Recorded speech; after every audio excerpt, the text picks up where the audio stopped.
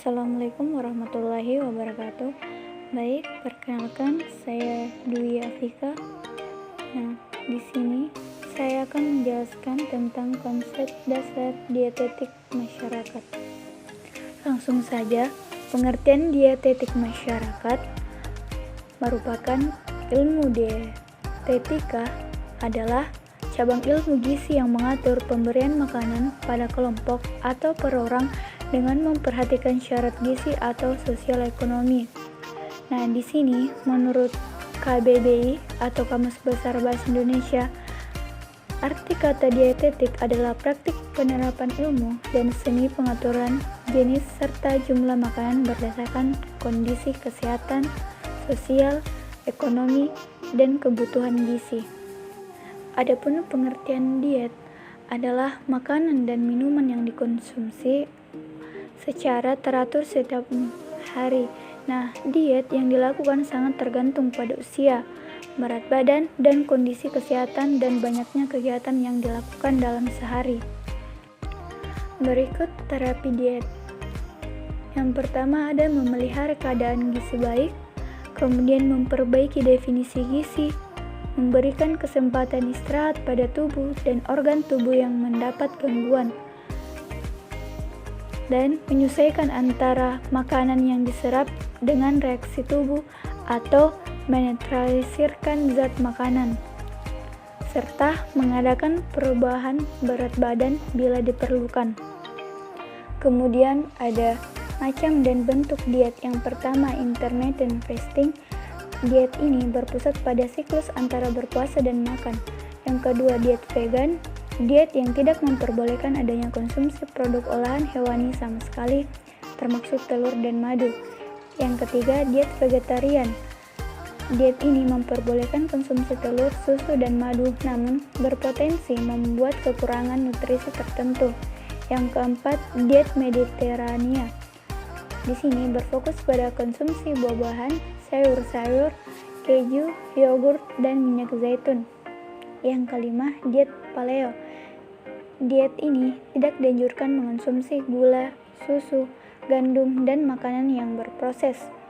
Dan yang keenam, diet rendah karbohidrat. Nah, pola makan ini membatasi konsumsi karbohidrat harian menjadi hanya sebanyak 20-150 gram per harinya.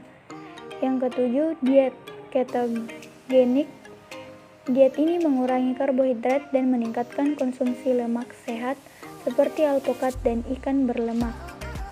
8. Diet dukun. Diet yang berbagi menjadi 4 fase.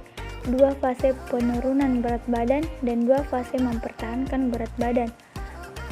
Menekankan konsumsi makanan tinggi protein dan rendah karbohidrat. 9. Diet Atkins. Diet ini berpusat pada konsumsi makanan yang mengandung protein dan lemak, menghindari makanan yang mengandung karbohidrat. 10. Diet golongan darah.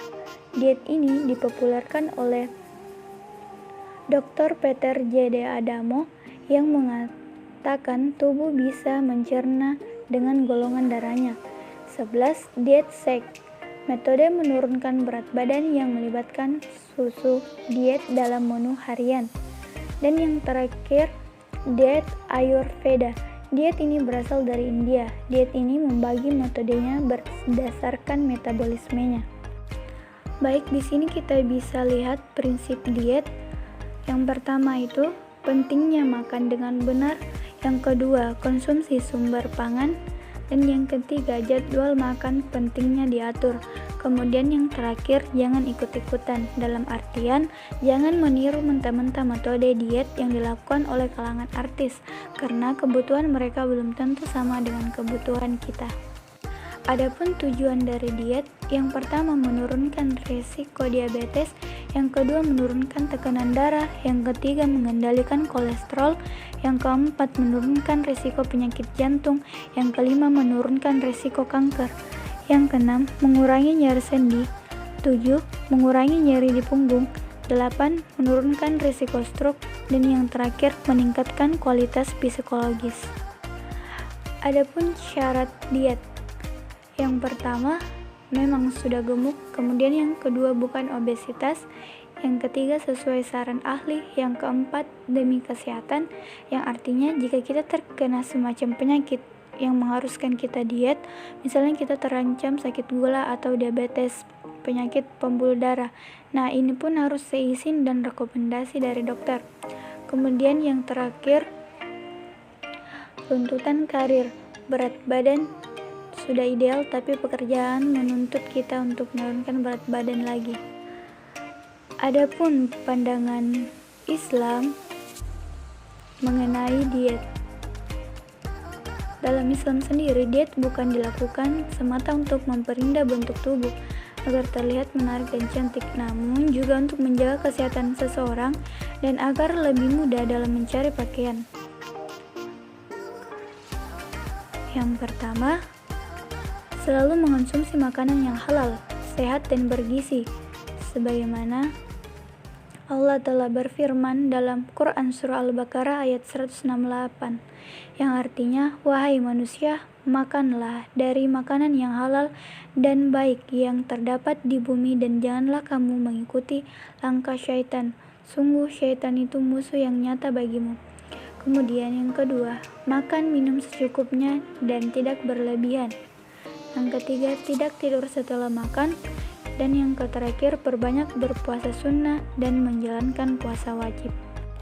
Selanjutnya ada gizi lebih dan penyakit degeneratif.